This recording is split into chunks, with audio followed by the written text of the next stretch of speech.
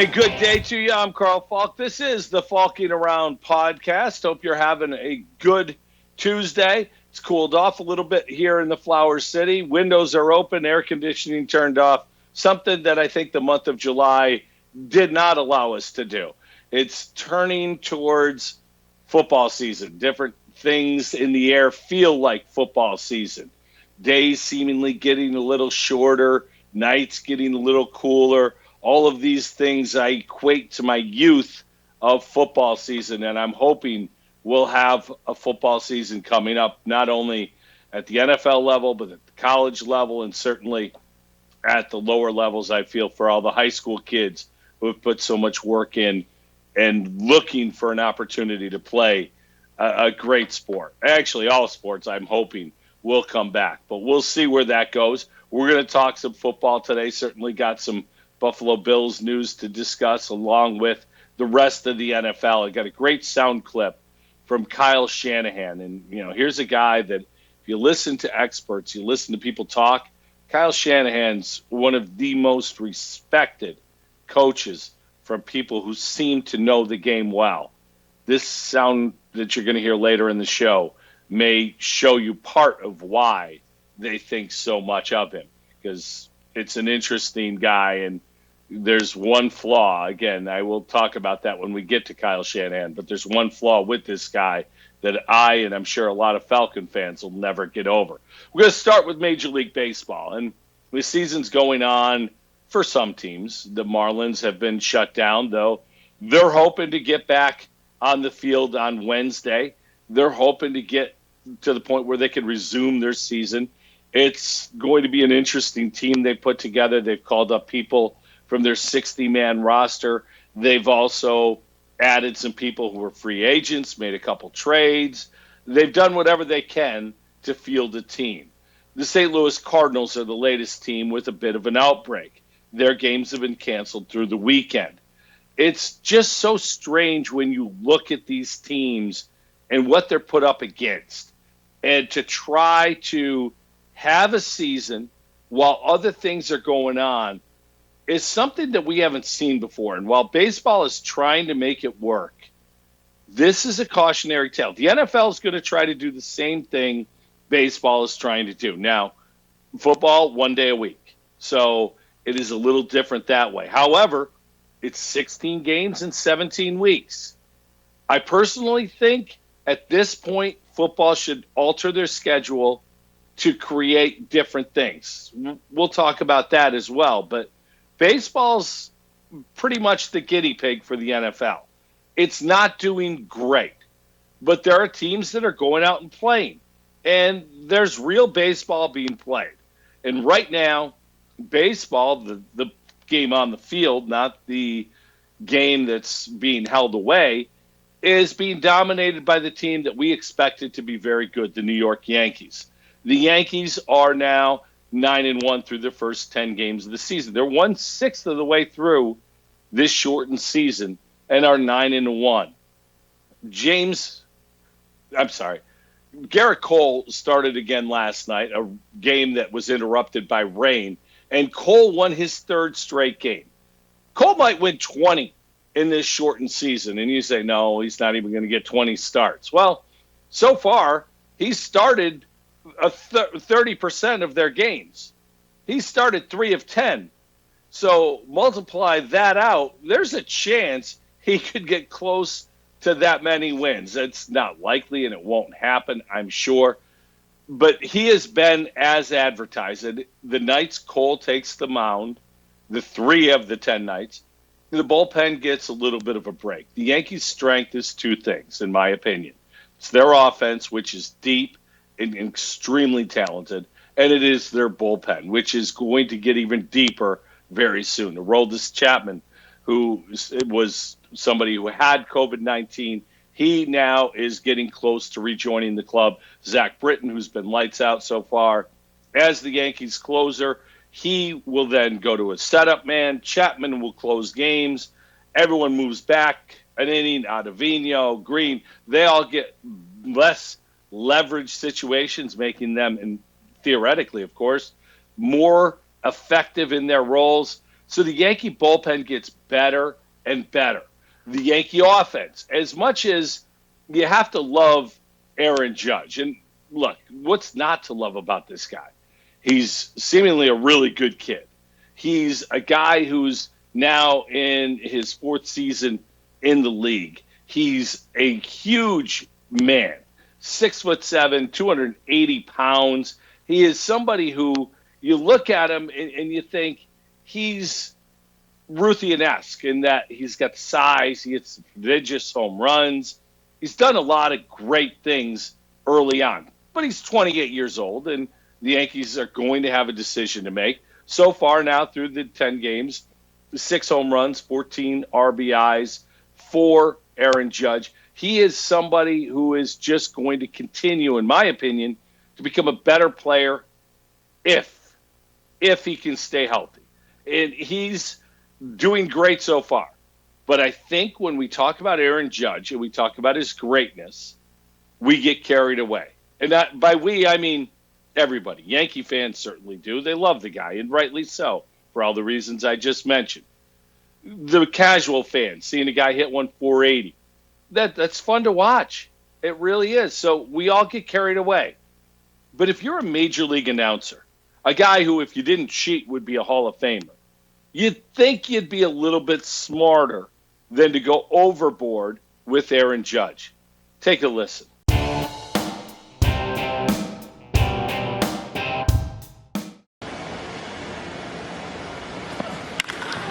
Judge hit a bunch to left. He did it again. Oh my!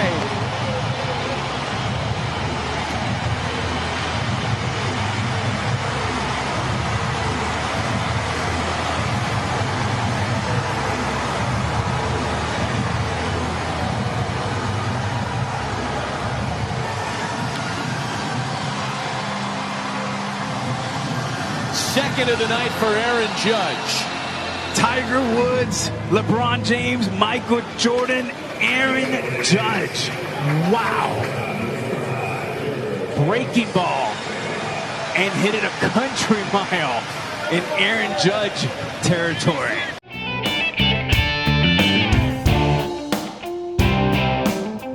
Really, A-Rod? Michael Jordan, Tiger Woods, LeBron James, Aaron Judge. Is this one of those cognitive tests that the president had to take? What doesn't belong? Because I think we could all get that one pretty easily. Let's see. The greatest basketball player of all time, the greatest golfer in the last 40 years, maybe the second best golfer of all time, and certainly the most dominant golfer in his era, Tiger Woods. And the guy whose biggest sin is he's not better than Michael Jordan. So you look at those guys and the championships and the way they've won. Aaron Judge. Remember that World Series game he had 3? No. Well, how about like the game clinching? No. Look, all the reasons I said earlier, I love watching Aaron Judge play baseball. He's an athletic young man. He's the poster child for playing different sports growing up. He was a very good tight end in football. Could have played college football. Was a really good basketball player as well. Could have played college hoops. And obviously he's an excellent baseball player. But Aaron Judge isn't even the best player on his team. Remember the time you thought Michael Jordan wasn't the best player on his team? No, that never happened. Remember the time LeBron wasn't the best player on his team? No, that never happened. Even though Anthony Davis is great, LeBron's far and away the best player on his team still in his 17th year. Remember the time Tiger Woods wasn't the guy that you thought would be a champion every time he teed it up? Yeah, no. During his prime, absolutely not. Yet A-Rod is comparing him. It's a joke. I mean, again, I've said this before. If you're a Yankee fan, it's as much as this may hurt to say it, you invest in Gleyber Torres, not Aaron Judge. If you have to give one of them a long-term deal, you give it to Torres. And Torres is struggling, but he's 23 years old, and he's a middle infielder.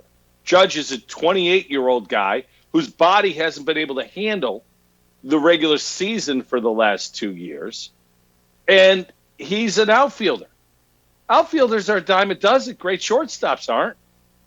So let's slow down the Aaron Judge hype train. Let's enjoy it, certainly, because he's been great and he is fun to watch. Enjoy it, but have some perspective.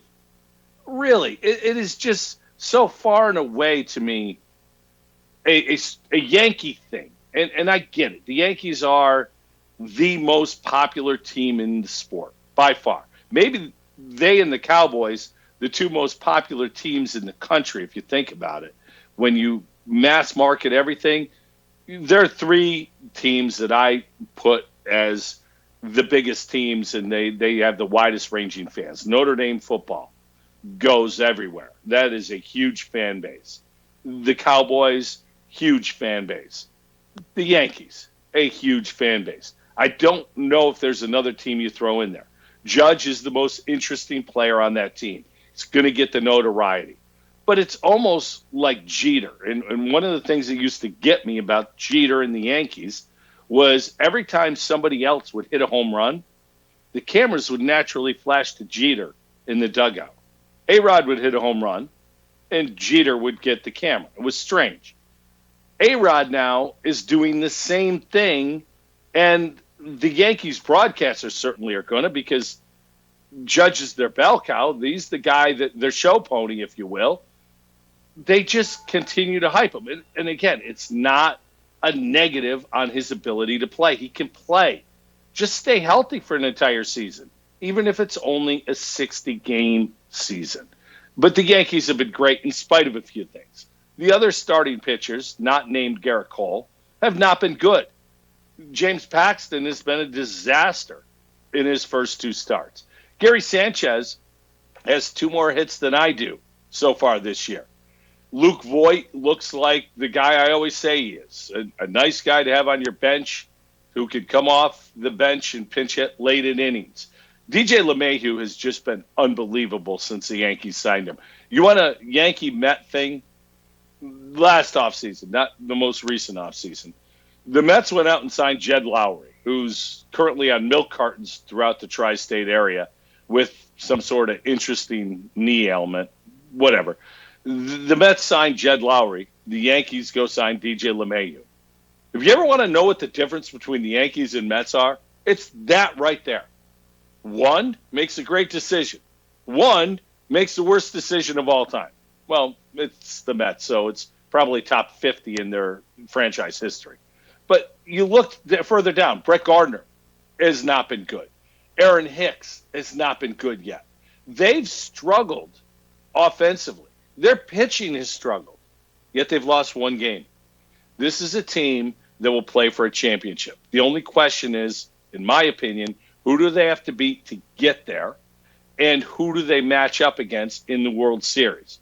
Oh, yeah, the third question, which is probably the most important question, does the season allow itself to play out? So the Yankees are doing what Yankees are expected to do. I mentioned the Yankee-Met comparison, so I just spoke glowingly about the Yankees. Now let's turn our attention to the clown show that is the Mets. Last week I ripped Rob Manfred in Major League Baseball for the clown show that they run. Rob Manfred's predecessor, if you will, Bud Selig, should have done something that he did previously to the Mets ownership group. He should have forced the Wilpons to vacate the premises the way he did Frank McCourt at the Dodgers.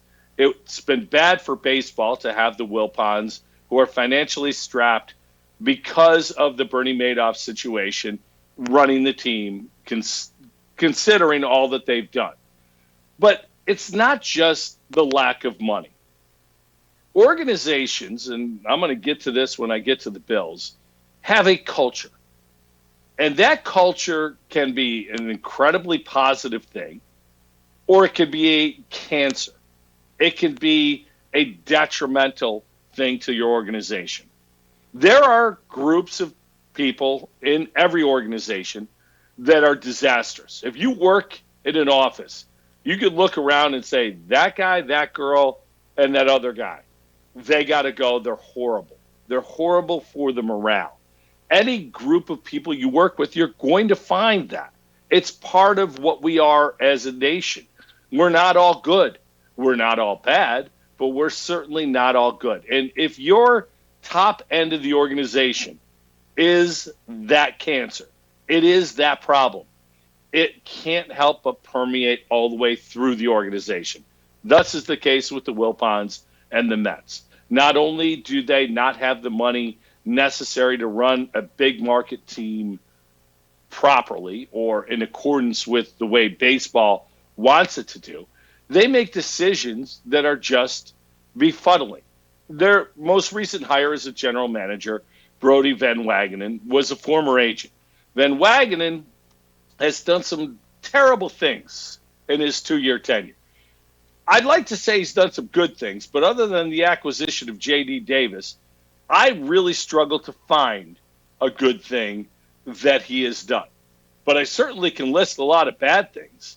I'll save that for a minute, because the story at hand is the Mets handling and loss or opting out of mercurial outfielder Yoenis Cespedes. Cespedes, who was a key part of the Mets making it to the World Series back in 2015.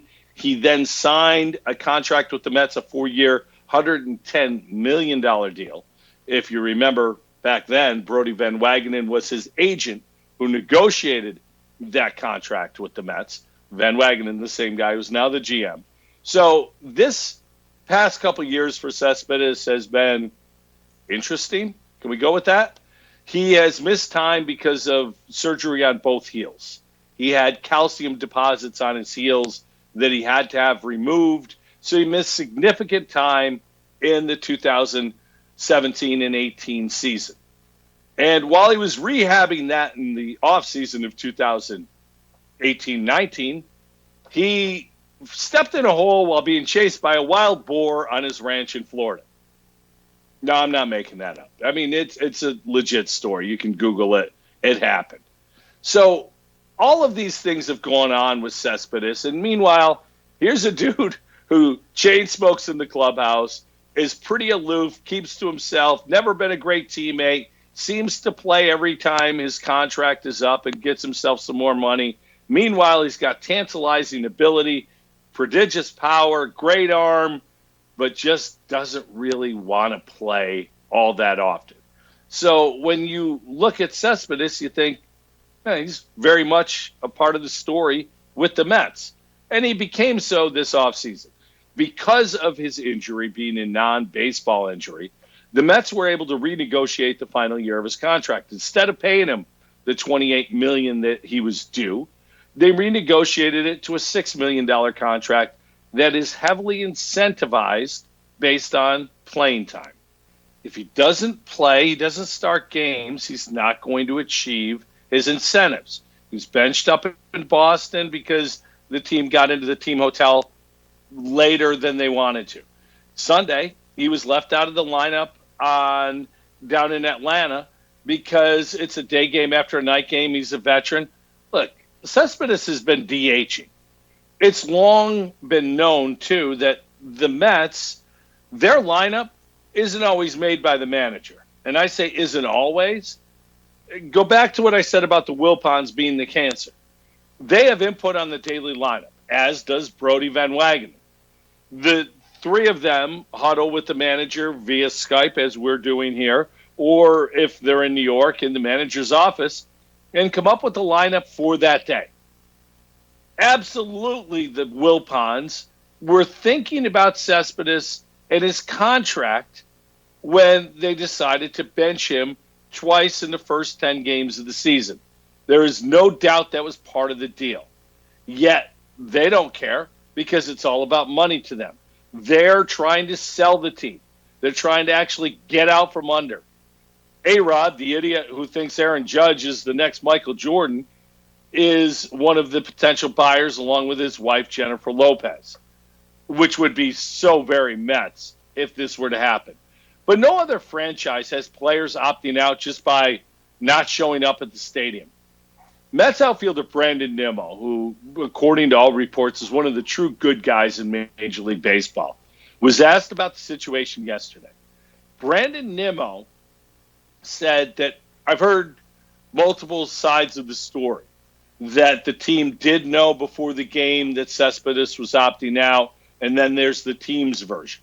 That's how Brandon Nimmo gave his opinion or gave his statement.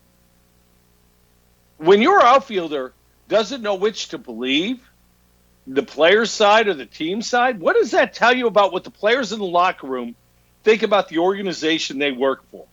They realize it's a clown show, and yet it still goes on. This season, again, has been a disaster because Brodie Van Wagenen continues to make bad moves. Brought in Jerry Familia last year, who pitched to an over 5 ERA. This year's former good reliever you brought in was Dellin Betances. Betances, who was great a few years back with the Yankees. It's been a disaster early on. And, of course, you can't talk about Brodie Van Wagenen and disaster without bringing up Edwin Diaz and Robinson Cano. While Cano has actually hit well, Diaz has been hit, well, like a piñata ever since he donned the Mets uniforms. Meanwhile, Justin Dunn, the other guy who was sent in that deal to Seattle, has broken camp with the Mariners and is in their starting rotation. Not to mention Jared Kelenic, who a former number one draft pick for the Mets, who is a budding superstar and one of the top 15 prospects in all of baseball. The Mets, their landscape is barren. They had Pete Alonso come up last year and do great things, but it's just never going to work. They continue to make the same mistakes. Definition of insanity is make the same move over and over again, expect a different result. That is the Mets in a nutshell. And all while this is going on, there are a few bright spots. Young third baseman, shortstop, if you will, Andres Jimenez looks really good. This is a kid who the Mets have as their top prospect. He's only 21 years old and already looks like he could be a major league ball player. And, of course, a guy who I think is the best pitcher in all of baseball, Jake DeGrom. And if you want to understand how bad the Mets are, and if you want to understand the frustration of someone like me who is a Mets fan, what we deal with, Jake DeGrom, like I said, is the best pitcher in baseball in my opinion. He's won the last 2 National League Cy Youngs.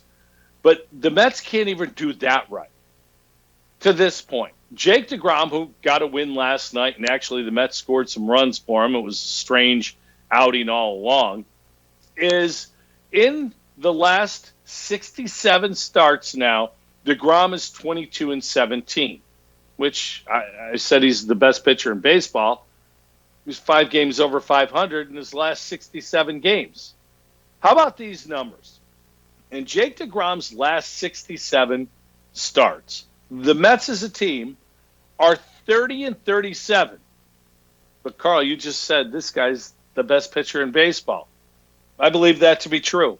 In those 67 outings, he has thrown 438 innings pitched. If you do quick math, it's almost 7 innings per start, which if you average 7 innings per start in this era of pitch counts, that's something right there.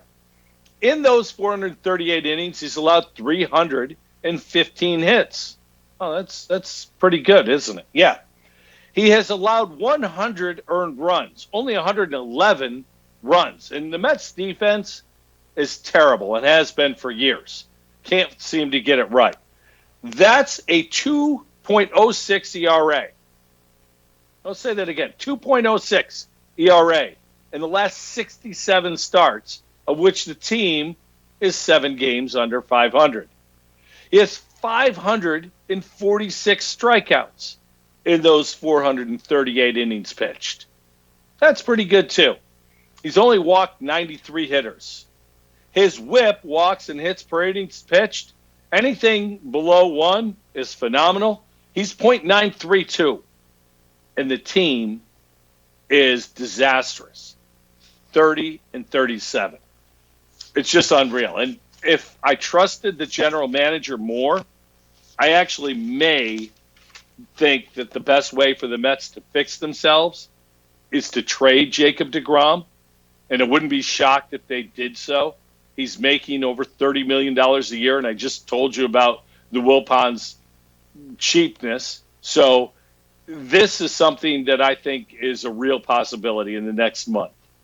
Jake deGrom, the best pitcher in baseball, being traded to someone for a boatload of prospects by a general manager who's going to be fired the minute the new owner comes into power.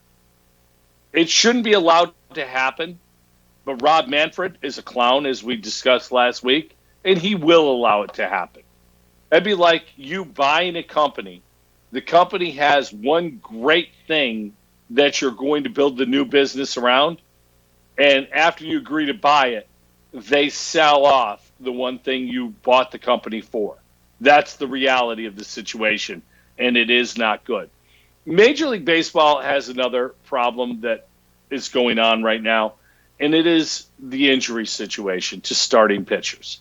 And it's only going to get worse. Teams being shut down for days and potentially weeks at a time like the Marlins. It's not good for baseball players. It's not healthy. Shohei Ohtani, who's one of the more interesting players in the league because he's both a hitter and a pitcher, had Tommy John surgery and was making his way back to the rotation. He was removed from Sunday's game and had an MRI. He's now shut down. Ohtani, who as a pitcher was throwing 97, 98 when he was healthy, was throwing 88 to 90 on Sunday. Not good. Last night, one of the bright young pitchers in the game, Mike Soroka of the Atlanta Braves, tore his Achilles tendon, will be lost for the year. The Braves are a great young team. They are the antithesis of the Mets. They do things incredibly well. They do everything incredibly well. They scout and develop talent. They make trades. They bring in prospects. They keep their payroll where it can be managed. They are, if you want to run a franchise, do so like the Braves. And the Mets should try to emulate the team in their division. But the Braves were dealt a bad hand last night. Soroka was a seemingly innocuous play. He was struggling with his command last night. So you wonder if maybe that ankle was bothering him as he went out there. But as he went off the mound to cover first on a grounder to the left-hand side, or the right-hand side, he ended up tearing his Achilles tendon. Brutal injury. You knew it right away. Baseball now, I think there's something like 31 pitchers who have been hurt in the first week and a half. It's not good, and it's only going to get worse. Unfortunately, these are the downsides of the way the baseball season is going to be played. And again, as we transition to other sports, keep an eye on baseball because how things go in baseball is going to show you how things will ultimately be for the rest of sports because baseball's trying to do it. Football's going to try and follow their lead. Speaking of football, let's move to the Buffalo Bills. Bills had a setback this week. As they opened camp, 81 players are now in Buffalo at One Bills Drive. That's the new home for training camp, and I don't think just for this year. Training camp in Buffalo will be held at New Era Field, or what used to be New Era Field, at One Bills Drive from here on out. The Bills have lost a key member, though, this past week. Jonathan Feliciano, their good guard. He's not a great guard, but he's a great part of the culture in Buffalo. He's a guy who brings some attitude and some toughness to that offensive line, along with some experience. Had a torn pectoral muscle. He'll probably miss 4 to 6 games, depending on the recovery. Is this a huge loss? No, I don't think it is. I think it's more of a loss in the locker room and the continuity with what the Bills were hoping to do on the offensive side of the ball. If Feliciano was there, then Cody Ford comes back, hopefully, to try to reclaim the right tackle position. I've always believed that Cody Ford is much better at right guard than he is at right tackle. I just think he's a big mauler who struggles in space. In tackle, at tackle, you're going to have to play in space, and I don't think Cody Ford is great at that. But you put him inside, his strength, his athleticism pays off. And I think ultimately the Jonathan Feliciano injury could be a blessing in disguise, because now Ford could get all of training camp, if this is what Brandon Beane and McDermott decide they're going to do, get entire training camp inside at guard to work on things. Now, if you move a guy from right tackle to right guard, who do you have at right tackle? Well, Darrell Williams was a free agent that signed with the Bills this year, played a bunch of games at right tackle last year for Carolina and was pretty good. There's also Tyan Secchi, who, when healthy last year, I thought was a better tackle than Cody Ford. Ford got the opportunity to continue to be at right tackle in large part because he was a second-round draft pick. He could still be extremely valuable as a second-round pick at guard. It's just a matter of accepting that this guy is better there. The Bills also did something I thought was very smart. They went out and signed a guy that the Jets cut over the weekend, Brian Winters. Winters started almost 80 games for the Jets over the past few years. He's not a great player, but he's an experienced player. That's kind of what the Bills have done with their offensive line. Guys like Feliciano and Quentin Spain. They're not great players, but they are experienced players going forward. So the Bills have also had, obviously, some opt-outs. E.J. Gaines, Star Lotulelei. The NFL came down with a ruling that because these players have opted out, and obviously many have, the salary cap will be adjusted so that their cap hits for bonuses will not be on this year's cap. So the Bills picked up about $8 million in cap space for this year. That could be an important thing as they look to possibly re-sign either Deion Dawkins, maybe Matt Milano. They could load up this year with that signing bonus, rip up this year's deals, give them the signing bonus in this year to help their accounting down the road. So interesting way of doing things for the Bills. I think they've handled things exceedingly well this offseason. Brandon Beane seems to have a great finger on the pulse of this team.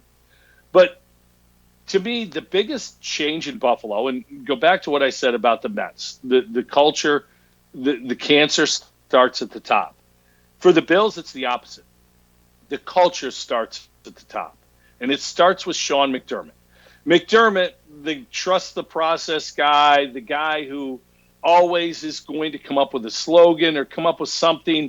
He believes in team, and I think this year more than ever, with the team playing, maybe living together in some sort of pseudo bubble situation that the Saints are going to try to do, I think the culture of a team is going to be more important than ever before. Fans aren't going to be there. You're not going to have that energy to draw from. You've got to draw it from yourself. And Sean McDermott seems to do that as well, if not better, than anybody. Check this sound clip out from yesterday when McDermott met with the media, and you'll understand what I'm talking about.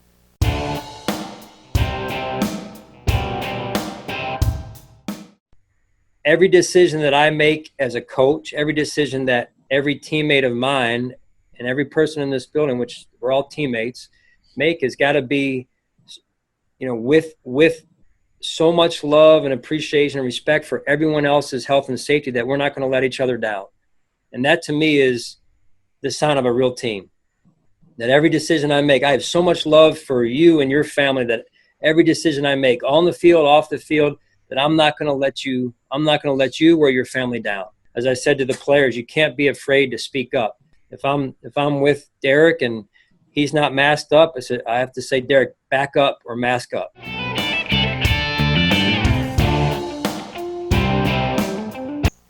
Mask up or back up. It's a simple thing. I could see that being somewhere all over the internet by the weekend. T-shirts, mask up or back up with the Bills logo. This is McDermott in a nutshell. Finds a way to connect with people. He's a people person. He understands the importance of that. And it's something that the Bills hadn't had for a long, long time. The Pegulas don't have that in the rest of their organizations. But McDermott is the biggest voice in that organization, and he's the one who has it in spades. It's a great character trait for Sean McDermott, and it permeates through the team. Josh Allen met with the media yesterday, and he talked about something that I thought was exceedingly important as well. He built a film study room in his house. I remember being at training camp last year and talking with the great Vic Carucci, who, as many of you know, is a longtime legendary reporter for the Buffalo News. He's covered the NFL for decades. And Vic talked about Jim Kelly. And what people don't know about Jim Kelly is what a student of the game Kelly became as he went through his time in Buffalo. How much film study he put in, how much work he put in to understand the offense and to read defenses. And to me, this is where Josh Allen can take his biggest step forward. Allen may never be an extremely accurate quarterback. He's not going to be Drew Brees. It's simply not going to happen. But the more accurate he is, the more quickly he's able to read a defense, this team will benefit. He doesn't have to be pinpoint accuracy. If he makes the read and finds the open guy, it gets the ball to him in a timely fashion. He's just got to be pseudo-accurate, if you will. Again, Drew Brees will never be a comparison for Josh Allen. But getting better at the line of scrimmage, understanding where the ball's going to go, will help everything about him. That means his mechanics can get under him. He can release and make throws with his feet under him, with proper mechanics. All of those things will help the accuracy. They'll also give bigger windows to throw the football. So I think Allen could take a big step forward again this year. I've talked many times how this year is very much on Josh Allen to take that step forward and become the quarterback that the Bills drafted him to become. Shown glimpses, both good and bad, in his first couple years in the league. He needs to continue to develop and work, but the film study portion of it, if that work has gone on and he continues to grow with this understanding of the game from a mental standpoint, I think he has a chance to become a real good quarterback in this league. So keep your eye on that as we go through. One other Bills note, and I think this is an interesting note. Being a guy who used to be on radio and obviously very interested in the media, I was interested to see that Chris Brown got the full-time gig on One Bills Live, a show that many people here in Rochester and obviously in Buffalo listen to. Chris Brown is an extremely analytic guy. I used to have him on my radio show quite a bit and understands the ins and outs of football very well. He's also a student of the Bills. Will be a great replacement for John Murphy. Antonio Brown got an 8-game suspension from the NFL. I know AB is somebody who's retired a bunch of times and he's a problem child. This guy's also one of the best receivers in the NFL when he's on the field. Hasn't been on the field in a couple years other than a game last year with the Patriots. But keep an eye on Antonio Brown now. Teams were always going to be reluctant to sign a guy who is a problem child. When that problem child has a suspension hanging over his head, it's also going to be problematic for teams to sign him. Teams now know he's going to miss 8 games. And one team to keep an eye on is the Seattle Seahawks. The Seahawks are also interested in bringing back Josh Gordon. They think if he is reinstated, he can help their team. And I would agree because Josh Gordon's a heck of a receiver when he's on the field. Unfortunately, he has issues with substance abuse. But remember, marijuana is no longer part of the testing program in the NFL. So I think Josh Gordon could get back on the field sooner rather than later. As for Antonio Brown, the team that signs him, I think gets somebody who can change their season. And I'm going to give you a name of a team that I think could be in the running to sign him. And think about the second half of the season if this happens. the Tampa Bay Buccaneers. Tom Brady loves AB. Had him stay at his house when they were in New England. Has wanted the Buccaneers to sign him. Well, now you look at the Bucs and you say, well, they've got one of the best receiving duos in all of football with Chris Godwin and, of course, Mike Evans. And I agree with that. Those are two big body wide receivers who could stretch the field. AB is the perfect slot complement to them. You add that to an offense that has Rob Gronkowski as a tight end, Cameron Brake as a tight end, O.J. Howard. I think Tom Brady will absolutely do everything in his power to convince the Buccaneers to potentially sign Antonio Brown. Keep an eye on that. This fall, if the NFL plays, there will likely be very few fans in attendance. In L.A., there's a brand new stadium opening up for two teams, the Chargers and the Rams. No fans will be in attendance, and that $5 billion stadium. In Vegas, the Raiders announced the other day that they won't have fans in their new stadium. $8 billion worth of stadiums and no fans. What I wonder is this. The Bills and the Pagulas for years have been pressured by the NFL to build a new stadium. Is that still a thing? Is that still an important part going forward? Stadium revenues are obviously a huge part of the NFL balance sheet. When you look at how they're going to figure out a way to make money, it's all about the luxury suites. It's all about the premium seating. In-stadium revenues are a huge part of the NFL, or were. Do we really think that 2021 fans will be back, 80,000, 70,000, 50,000, whatever the case may be, will be back in the stadium? The Bills have a decision to make as they only have a few years left on their lease at what was formerly known as New Era Field. Do they build a new stadium in this environment, in this time? Where's that money going to come from? The Gulas don't want to spend it. They're more worried about maintaining their lifestyle. New York State's not going to give them that money. They don't have enough money to do the right things for the schools post-pandemic. It was my belief always that the Pagulas envisioned a downtown stadium for a couple of reasons. One, they own a bunch of property down there already anyway. It would complement their other businesses there. They would eliminate, for the most part, the on-premise tailgating that goes on that has become legendary, but they don't like that image as part of theirs. They also, with their many bars and restaurants that they own in the area that the stadium would be, would have an alternative to the tailgating that goes on. They could make money off of that. And we know the Pagulas like money. But the reality is this. The NFL, they can't expect teams to build new stadiums post-pandemic. This is a uncharted territory for not only the NFL, but for all of us. And the economics have changed.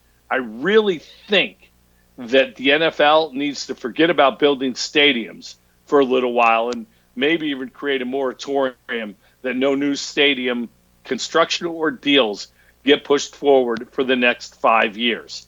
Allow the communities to regroup and recoup some of the lost money and tax revenue that they had because of the pandemic.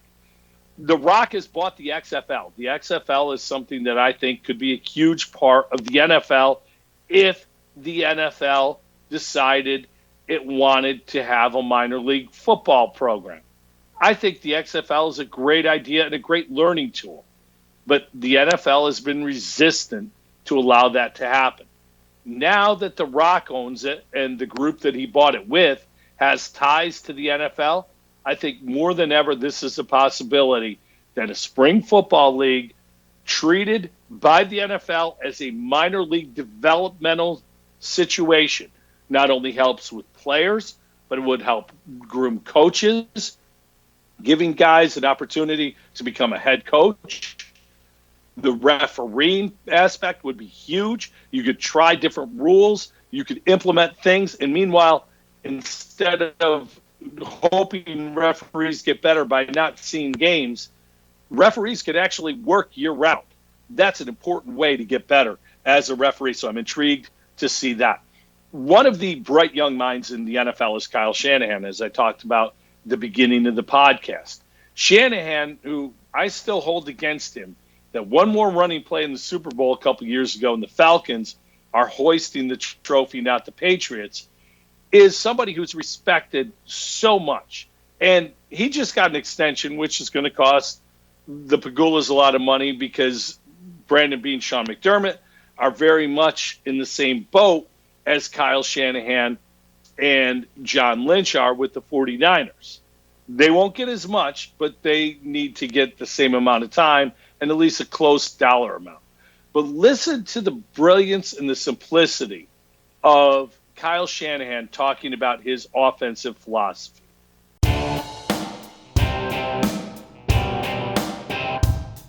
We had 190 plays going into a game, maybe over 200. Just, I don't want you to tell us anything you don't want to tell us, but how many plays do you go into a game with now at this point? See, it's so different now because I might have 30 types of plays, which aren't much. Right. But it's a way to organize it and a way to pair them together and a way to mix 5 eligibles around. I mean, if you have 30 types of concepts and you have 5 eligibles between your backs, tight ends, and receivers who are somewhat interchangeable, right. What do those different packages give me? All right. If I put out 2 tight ends, well, now based off of our studies, you're getting these type of coverages. All right. Well, now I'm going to package this stuff with that. And it's how to run stuff that you're good at, that your quarterback's good at, stuff that you can always do, but you're still attacking the defense and they don't know what they're going to get. And so you got to find ways that it looks different because it is different, but your quarterback's doing the same thing he did the first day you met him. He is taking a hitch and throwing a 1. If he's not there, he's going to 2. If someone's under there, he's checking it down to 3. And that never changes. But you can change that in so many ways with how you deploy guys, whether you do it from wide splits, stack splits. You can have a way to be in 3-by-1, but run the same play the next week out of 2-by-2, just in how you use your back. It's really just numbers, and then it depends who you're going against. You go against guys who just play zone and defend areas of the field. Or then you go against guys like Belichick, who to me play the numbers battle. He's got 11 guys and you got 11. He knows he's got to stop 5 eligibles. If he's going to rush 4, he's got 6 left, but he wants to double this guy. So now he's got here, and it almost becomes math and where on what you're attacking. So there's all these different ways to do it, and it never stops. And it's throughout the game, and you can't control it all, but you can prepare the best. And that's to me what's different about football than every other sport. It's not continuous play. We have 11 guys, we're calling a play, and that play is lasting about 4 seconds. And there's 22 people on the field that are in chaos, but they're coordinated. And then you huddle up or you do a no huddle, but then you get the assignment again and you go out again and try to execute it. Not any other sports are really like that. And that's why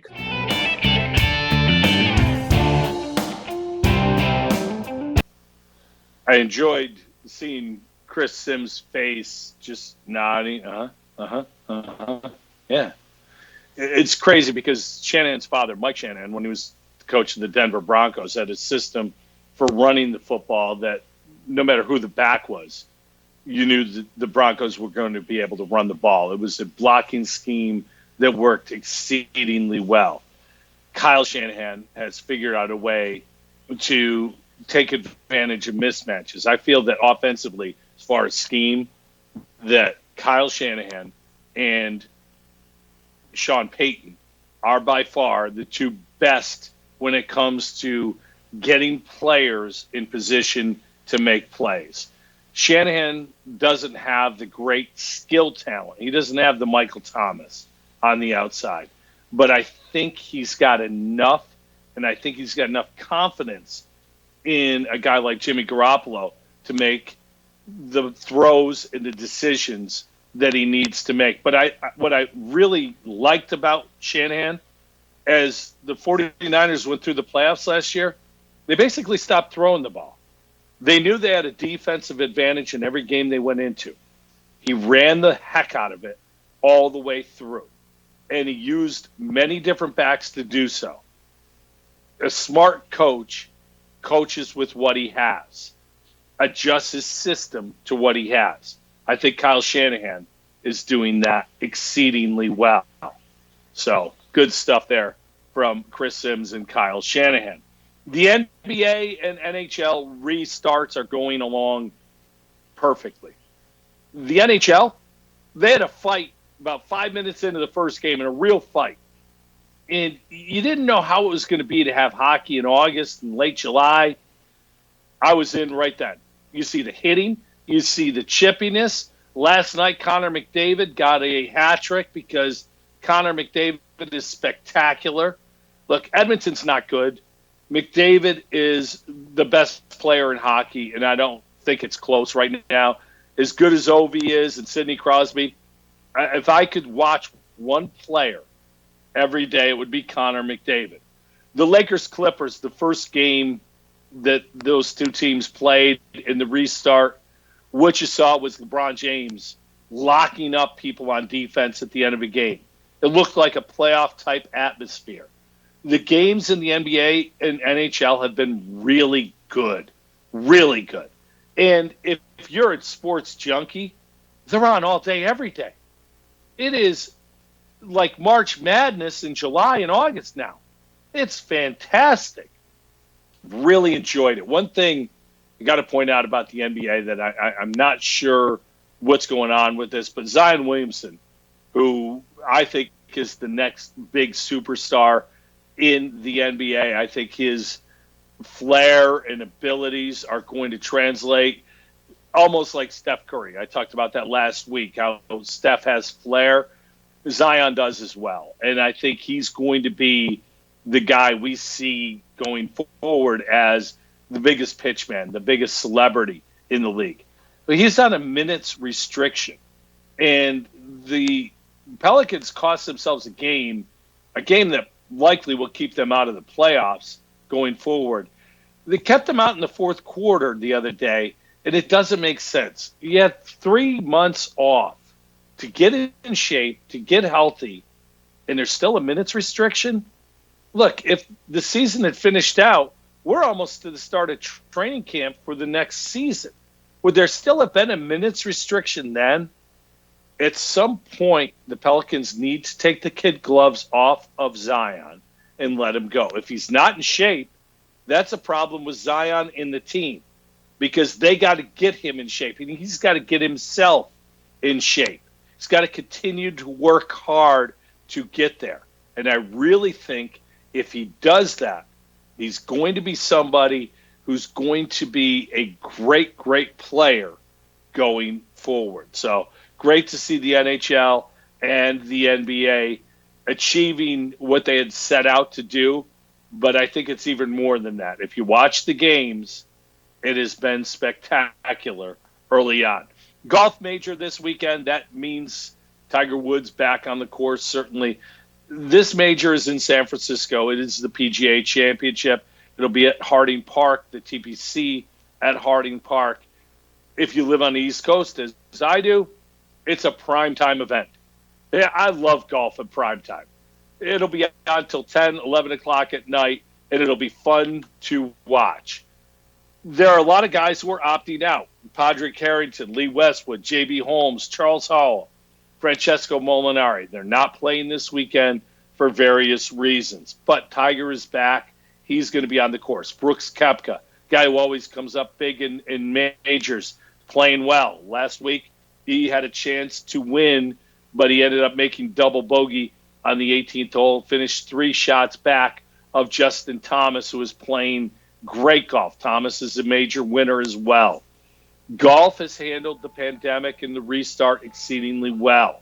They have done everything that they need to do and will continue to do it. And I think this time around, with a major coming up, this is a chance for golf again to steal some spotlight in a time where they're competing with a lot of other sports.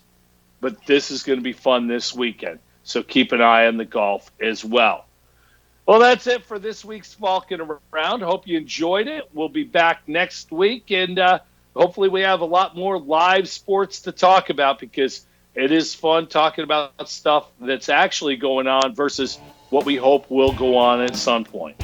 Thanks for listening, everybody. Have a great week. Talk at you next week.